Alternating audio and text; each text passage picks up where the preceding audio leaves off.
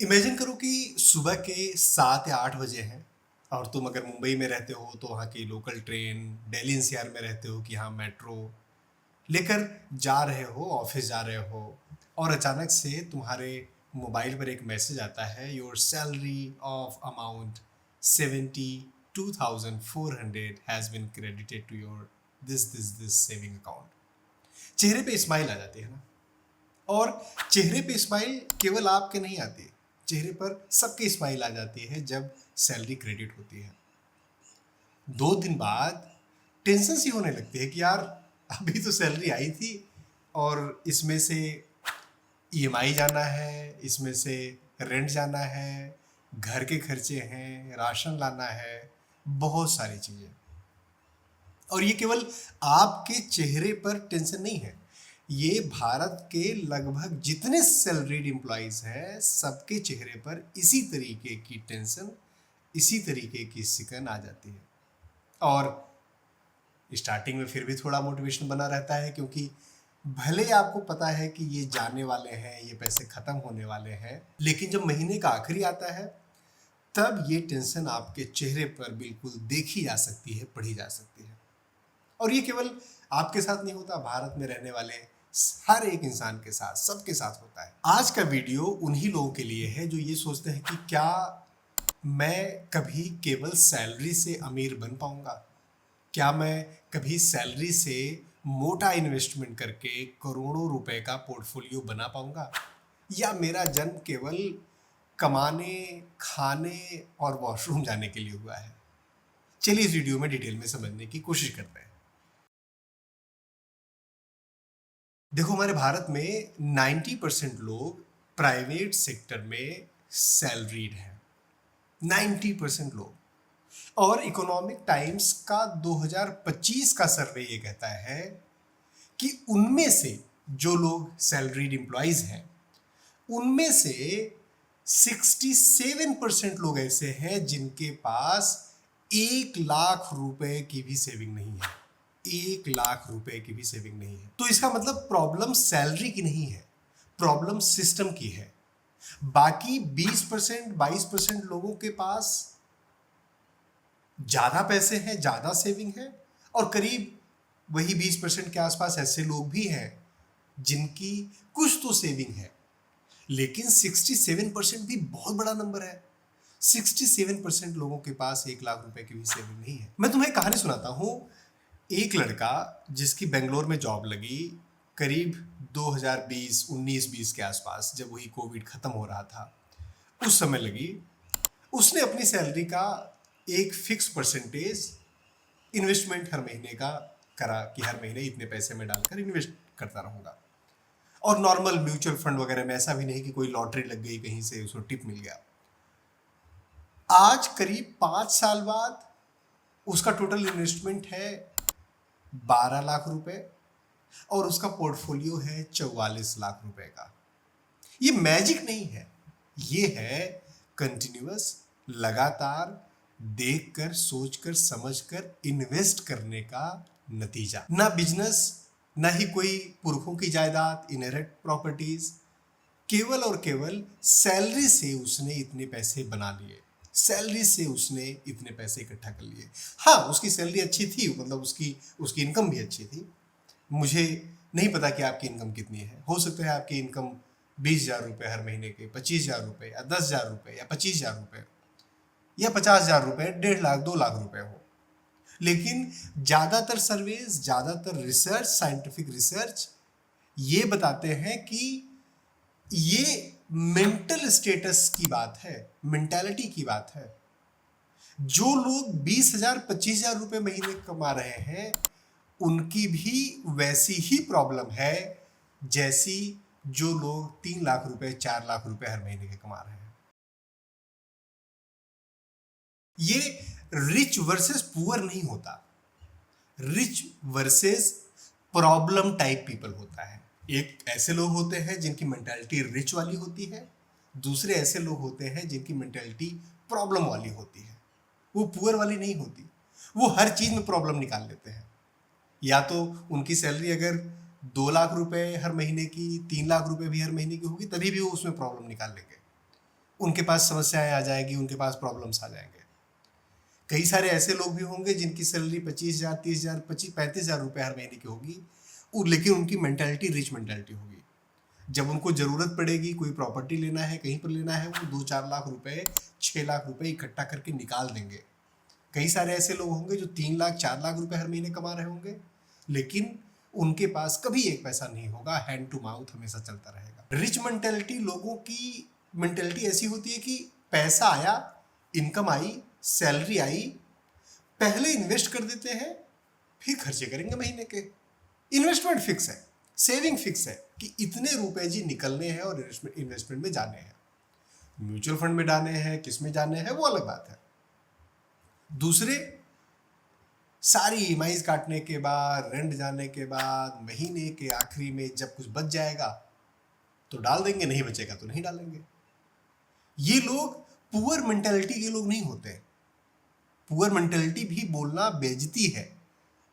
ये लोग problem mentality के होते हैं, प्रॉब्लमेटिक होते हैं हर चीज में, नेगेटिव होते हैं हर चीज में। 2014 के 2014 के आसपास, if I am not wrong, एक एक्सपेरिमेंट हुआ, मतलब एक्सपेरिमेंट मतलब एक डेटा रिसर्च है 2024 में, कि उससे 10 साल पहले 2014 के आसपास 2 लोग सेम सैलरी पर, सेम बैकग्राउंड के लोग सिमिलर सी कंपनी में जॉब लेते हैं, और एक ने कंटिन्यूअस हैबिचुअल इन्वेस्टमेंट किया अपनी सैलरी का केवल और केवल 10%, और दूसरा जब पैसे बचे तब इन्वेस्ट किया, जब पैसे नहीं बचे तब इन्वेस्ट नहीं किया।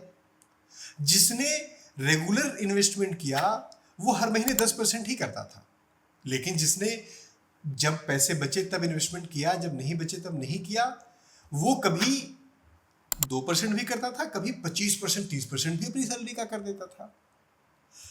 जब 2024 में ये मतलब रिसर्च सामने आया, उसमें ये फाइंडिंग थी कि जिसने 10% लगातार इन्वेस्टमेंट किए, उसकी वर्थ 2024 में करोड़ रुपए से ज्यादा हो गई थी, और जिसने जब मन में आया तब इन्वेस्टमेंट किया, जब मन में आया इन्वेस्टमेंट नहीं किया, उसने बीच बीच में मन में आया और पैसे निकाल भी लिए, खर्च भी कर दिए, क्योंकि उसकी जिंदगी में प्रॉब्लम ही आती गई। उसकी जिंदगी में इतनी प्रॉब्लम्स आती गई कि वो पैसे भी निकालता रहा, और 10 साल बाद 2024 में भी वो हैंड टू माउथ ही रहा। कंपाउंडिंग रिवॉर्ड करती है, लेकिन तब जब आप उसको समय दो, जब आप उसमें कंसिस्टेंसी लाओ। एक छोटी सी कहानी काव्या की है। काव्या 45,000 पर मंथ उसकी सैलरी थी, और वो हमेशा ब्रोकन रहती थी, क्योंकि कभी भी उसकी सैलरी पूरी नहीं होती थी। मतलब उसके महीने के आखिरी में वही 500 रुपये बचे, 1,000 रुपये बचे, कभी वो भी नहीं बचे। कभी दोस्तों से कुछ उधार ले लिया, एक महीने 5,000 रुपये उधार लिया, अगले महीने जैसे ही सैलरी आई वो 5,000 रुपये वापस कर दिया, तो अब उसके पास खर्च करने के लिए केवल 40,000 रुपये बचे। महीने के आखिरी में उसे अब 5 के बजाय 6,000 रुपये उधार लेना पड़ा, और फिर जब सैलरी आई तो 6,000 रुपये वापस किया, तो सैलरी और कम हो गई खर्च करने के लिए, तो अगले महीने उसे 8,000 रुपये उधार लेना पड़ा। अचानक से उसने कहीं किसी भी तरीके से एक फाइनेंस का रूल सुनाई दिया, समझा, पढ़ा। वो रूल था 50-30-20 का रूल, और 50-30-20 का रूल उसे लगा कि यार एक बारी ट्राई करके देखते हैं, कोशिश करने में क्या जाती है, अभी भी तो मेरे पास पैसे नहीं बचते, एक बार इस तरीके से कोशिश करके देखती हूँ। और उसने उसकी जिंदगी में बिल्कुल आमूल चूल परिवर्तन कर दिया, बिल्कुल बिल्कुल चेंज हो गई, उसकी लाइफ ही चेंज हो गई इसको पैसे की समझ को लेकर। 50% अपनी सैलरी का अपनी नीड्स में, जैसे रेंट, ग्रोसरीज, इन चीज़ों में खर्च करना, 30% नेटफ्लिक्स, कैफे, बाहर पार्टी, सारी चीज़ों पर, और 20% सेविंग में, इन्वेस्टमेंट में, विदाउट फेल। अब उसको उसी 50% के ब्रैकेट में सारी चीज़ें अपनी करनी होती थी, उसी 30% के ब्रैकेट में सारे मजे करने होते थे, उसी 20% को सेव करना होता था। विद इन अ ईयर उसकी जिंदगी बदल गई। अब उसको ये हैबिट हो गई है, जैसे जो लोग नशा करते हैं ना, उनको आदत सी लगती है यार वो नशा करना है, वैसे अब अगर वो इन्वेस्टमेंट नहीं करती तो उसको लगता है इन्वेस्टमेंट करना है, इन्वेस्टमेंट करना है। 20% अब पैसे उसके जाते ही हैं। अब उसका पोर्टफोलियो बढ़ रहा है। और ये सब करने के लिए किसी भी तरीके की प्रॉब्लम आ गई, किसी भी तरीके की इमरजेंसी आ गई, क्योंकि ये आप अवॉइड नहीं कर सकते, ये आपकी ज़िंदगी में आएगी ही आएगी। इमरजेंसी आएगी, प्रॉब्लम आएगी, ये चीज़ें आएंगी ही आएंगी आपकी ज़िंदगी में। आपको लगता है इससे बच जाओगे, नहीं बचोगे। तो इसको प्रोटेक्ट करने के लिए जो रिच मेंटालिटी के लोग होते हैं, सबसे पहले प्रोटेक्शन बनाते हैं, अपना सेफ्टी नेट बनाते हैं। और जो प्रॉब्लमेटिक लोग होते हैं वो इन्हीं चीज़ों में कभी ध्यान नहीं देते। अपना एक हेल्थ इंश्योरेंस लेना। एक मुंबई में अभी केस हुआ था कि उसके घर में हेल्थ की प्रॉब्लम आई किसी को, और 25-30 लाख रुपए लग गए, बर्बाद हो गया। पूरी सैलरी, पूरी सेविंग, और ऊपर से लोन और कर्जा। क्यों? क्योंकि उसने हेल्थ इंश्योरेंस नहीं लिया हुआ था। तो हेल्थ इंश्योरेंस डिटेल में समझ के लेना, चूज करना बहुत इंपॉर्टेंट है। एक हेल्थ की इमरजेंसी आपकी जिंदगी में आई, खत्म। आपकी सारी सेविंग्स खत्म, आपके सारे पैसे खत्म, कुछ भी आपके हाथ में नहीं बचेगा। दूसरा, life insurance. Life is uncertain ना, आपको नहीं पता आपकी लाइफ कितने दिनों की है, आपको नहीं पता लाइफ कितने दिन चलेगी, अनसर्टेन है। तो एक term insurance, no annuity plan, no money back guarantee plan. नहीं मरे तो पैसे डूब गए, कोई बात नहीं भाई, नहीं मरे अच्छी बात है। प्योर टर्म इंश्योरेंस आपको लेना ही लेना चाहिए। और ये जो प्योर टर्म इंश्योरेंस आप लेते हो, ये आपके बाद आपकी फैमिली को प्रोटेक्ट करते हैं, सेफ रखते हैं। आपकी ज़िंदगी में केवल आप नहीं हो, आपकी ज़िंदगी में आपका परिवार है, आपकी फैमिली है, आपकी वाइफ है, आपका हस्बैंड है, आपके बच्चे हैं, आपके पेरेंट्स हैं, बहुत सारी रिस्पॉन्सिबिलिटीज़ हैं। तीसरा, इमरजेंसी फंड बनाकर रखना। हेल्थ और आपकी लाइफ से रिलेटेड कोई प्रॉब्लम नहीं भी आई, तभी भी कोई चीज़ हो सकती है, किसी भी तरीके की प्रॉब्लम आ सकती है। उस समय आपको अपनी सेविंग ना छेड़ना पड़े, उस समय आपके जो इन्वेस्टमेंट किए हुए हैं वो ना छेड़ना पड़े। पता लगा आपने कोई इमरजेंसी फंड नहीं बनाया है और अचानक से प्रॉब्लम आई, आप क्या करोगे? आपने जो इन्वेस्टमेंट किया हुआ है, जो म्यूचुअल फंड में पैसे डाले हैं, किसी शेयर में पैसे डाले हैं, वो आप निकालोगे। उस समय मार्केट फ्लैट हुआ, मार्केट गिरा हुआ, तो इतने सालों की मेहनत आपकी खत्म हो जाएगी, बर्बाद हो जाएगी। तो कम से कम आपकी सैलरी का 3 महीने का मिनिमम या 6 महीने का सेफ्टी नेट तो बनाकर चलना ही चाहिए। अब बात करते हैं सैलरी के इन्वेस्टमेंट की। तो सैलरी बचाना इंपॉर्टेंट नहीं है, सैलरी को इन्वेस्ट करना इंपॉर्टेंट है।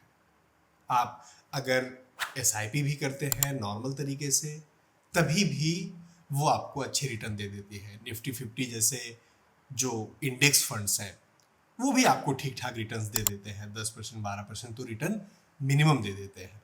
लॉन्ग टर्म में ऑफकोर्स मैं बात कर रहा हूँ, आजकल तो गोल्ड भी दे रहा है उतना रिटर्न। लेकिन इम्पॉर्टेंट है कि अपने पैसे को, अपनी सेविंग्स को काम पर लगाना। आप समझो, आपको पैसा क्यों मिलता है, आपकी लाइफ में पैसे क्यों हैं? क्योंकि आप काम करते हो, आप मेहनत करते हो, आप अपना समय बेचते हो, उस समय के बदले आपको पैसे मिलते हैं। मोटी मोटी बात तो यही है ना, आप अपना समय बेचते हो, उसके बदले आपको पैसे मिलते हैं। अब अगर आप अपना समय बेचते हो, उसके बदले पैसे मिलते हैं, इसकी जगह पर आपके पैसे भी काम करने लगे, आप कोई एक मजदूर हायर करते हो या आप कोई एक दूसरा वर्कर हायर करते हो अपना वर्कलोड कम करने के लिए, वो काम करता है, तो आपका समय बचा ना। जितना ज़्यादा आप समय बचाओगे उतना ज़्यादा तो पैसे आपके मल्टीप्लाई होंगे। अगर वो मजदूर, वो लेबर या कोई एम्प्लॉई उसकी जगह पे आपके पैसे भी काम करने लगे, तो उससे बेहतरीन क्या है? बहुत ही सिंपल से स्टेप हैं इसके, अपने पैसे को काम पर लगाने के लिए। अगर आपको आता है, आपको समझ आती है इन्वेस्टमेंट, आपको समझ आती है अलग अलग चीज़ें, तो बेहतर है, आप उस हिसाब से लगाइए। नहीं भी समझ में आती है तो 4 स्टेप का प्रोसेस है। ये 4 चीजें अपने दिमाग में डाल लो बिल्कुल। पहला, एसआईपी इंडेक्स फंड से स्टार्ट करो। दूसरा, पीपीएफ या ईपीएफ में पैसे लगाओ, ऐड करो। तीसरा, थोड़ा सा अपना पोर्टफोलियो डाइवर्सिफाई करो, थोड़ा सा लॉन्ग कैप, थोड़ा सा स्मॉल कैप, थोड़ा सा मिड कैप, थोड़ा सा गोल्ड, थोड़ा सा बॉन्ड, थोड़े थोड़े पैसे डाइवर्सिफाई कर दो। चौथा, trading, specially intraday trading, options, futures, इसमें मत जाओ, मत घुसो। ये पैसे नहीं बनाएंगे आपके लिए, ये पैसे बना ही नहीं सकते अगर आपको नहीं आता। मेरे एक जानने वाले हैं, मैं उनसे बात कर रहा था तो कि आप कैसे इन्वेस्टमेंट कर रहे हो, किस तरीके से, तो उन्होंने बताया कि एक हम लोग का ग्रुप है दोस्तों का, उसमें से एक लड़का है, उसको ट्रेडिंग आती है। हम लोग क्या करते हैं कि वो हमें बताता है कि ये वाला कॉल लो, ये वाला पुट लो, इस पे कॉल पे बाई करो, इस पे सेल करो, पुट लो, तो उस तरीके से हम करते हैं। मैंने बोला कैसा? बोले यार वही है कि किसी दिन कुछ पैसे बन जाते हैं, किसी दिन 7-8 हज़ार 10 हज़ार रुपये भी बन गए, किसी दिन थोड़ा लॉस हो गया, मोटा मोटा मतलब ऐसे ही चल रहा है। अगर किसी दूसरे के भरोसे रहोगे ना तो ऐसा ऐसा ही चलेगा। अगर खुद को आता है, खुद सीख सकते हो, खुद के फंडामेंटल्स क्लियर है, तभी ये ऑप्शन, फ्यूचर, ट्रेडिंग, इंट्राडे, इन सब चीज़ों में घुसो। नहीं आते हैं तो mutual fund, small cap, large cap, ये बेहतर है। ये इसमें आप ज़्यादा बेटर रिजल्ट्स पाओगे, इसमें आप ज़्यादा बेटर रिटर्न्स बना पाओगे, ज़्यादा बेटर पैसे बना पाओगे। नहीं आता है तो नहीं घुसना है ऑप्शंस, ट्रेडिंग में, इंट्राडे ट्रेडिंग में। अब पैसा बनाना, पैसा इन्वेस्ट करना एक बात है, साथ ही साथ गेम चेंजर होता है पैसा बढ़ाना। और पैसे बढ़ाने के लिए केवल इकलौती एक चीज काम आती है, वो है अपग्रेड योरसेल्फ।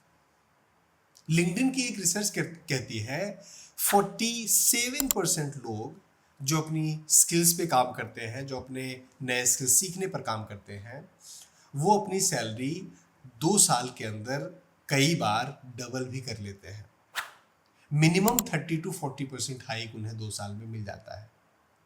जो लोग अपने स्किल्स पर काम नहीं करते, नई स्किल्स सीखते नहीं हैं, लिंक्डइन का सर्वे कहता है वो लोग ऑन एन एवरेज 5-10% हाइक पर पड़े रहते हैं। नई स्किल्स है आजकल तो बहुत सारी, आप एआई सीख लो, जीपीटी सीख लो, प्रॉम्प्टिंग सीख लो, एडिटिंग सीख लिया, एक्सेल सीख लिया, एआई के टूल सीख लिए, बहुत सारी चीज़ें हैं। एक या दो चीज़ नहीं है, बहुत सारी चीज़ें हैं। डिजिटल मार्केटिंग है, फिर नए नए तरीके के काम करना शुरू कर सकते हो, फ्रीलांसिंग कर सकते हो, अपवर्क कर सकते हो, फाइवर कर सकते हो। जहाँ पर आप जॉब कर रहे हो वहाँ पर अपनी स्किल को इम्प्रूव करके वहाँ पर अपनी सैलरी को बढ़ा सकते हो। नहीं बढ़ा रहा है, जॉब स्विच कर दो। अगर आप के अंदर स्किल्स हैं, मैं रेगुलर बेसिस पे इंटरव्यूज लेता हूँ अपनी टीम में हायरिंग के लिए, और मैं आपको बहुत ही यकीन से ये बता सकता हूँ, बहुत ही कॉन्फिडेंस से ये बता सकता हूँ कि मेरे 15 साल के कॉर्पोरेट एक्सपीरियंस में सबसे बड़ी प्रॉब्लम रही है सही अच्छे बंदों को फाइंड आउट करना। ऐसे लोग जो सेल्फ मोटिवेटेड हो, ऐसे लोग जो काम करना चाहते हैं, सीखना चाहते हैं। तुरंत स्किल नहीं है उसकी भी कोई बड़ी बात नहीं है, स्किल सीखा भी है। ज्यादातर लोग सीखना ही नहीं चाहते, ज्यादातर लोग अपने ऊपर काम करना ही नहीं चाहते, ज्यादातर लोग अपने आप को इम्प्रूव करना ही नहीं चाहते। उनको केवल जो डे का रूटीन है, जो डे का काम है, बता दो ऐसे ऐसे करना है, बस उससे लेफ्ट राइट होना ही नहीं चाहते। आपकी सैलरी कितनी है ये इंपॉर्टेंट नहीं है। फाइनेंशियल फ्रीडम का सिंपल सा फॉर्मूला है, earn, save, invest, upgrade yourself, earn more, save मोर, इन्वेस्ट मोर, अपग्रेड योरसेल्फ। फिर से और ज़्यादा सैलरी, फिर से और ज़्यादा सेविंग, फिर से और ज़्यादा इन्वेस्टमेंट, फिर से अपने आप को अपग्रेड करना। ये बहुत ही सिंपल सा प्रोसेस है, इसी को रिपीट करना है। सैलरी से अमीर वो लोग नहीं बन पाते जिनका पेचेक, सैलरी स्लिप बड़ा होता है, बड़ी होती है। अगर आपकी सैलरी बहुत ज़्यादा है तो जरूरी नहीं है कि आप अमीर बन पाओगे। जरूरी नहीं है कि आपका पोर्टफोलियो बड़ा हो जाएगा, जरूरी नहीं है कि आप मोटे पैसे बचा पाओगे, कमा पाओगे, इन्वेस्ट कर पाओगे। कम सैलरी पे भी अगर आप फॉलो करते हो, डिसिप्लिन से रहते हो और सेविंग इन्वेस्टमेंट में कंसिस्टेंसी लाते हो तो गारंटी है आप थोड़े से धीरे लेकिन जरूर अमीर हो जाओगे, लेकिन जरूर बड़ा पोर्टफोलियो आपका हो जाएगा। अगर ये वीडियो आपके लिए हेल्पफुल है तो इस वीडियो को लाइक करिए। अगर अभी तक आपने चैनल को सब्सक्राइब नहीं किया है तो उसको भी सब्सक्राइब कर लीजिए। और हाँ, अपनी हेल्थ का बहुत ध्यान दीजिए, अपनी मेंटल हेल्थ का ध्यान दीजिए। हमारे वीडियोस को देखते रहिए, अपना और अपनों का ख्याल रखिए। Thank you. जय हिंद।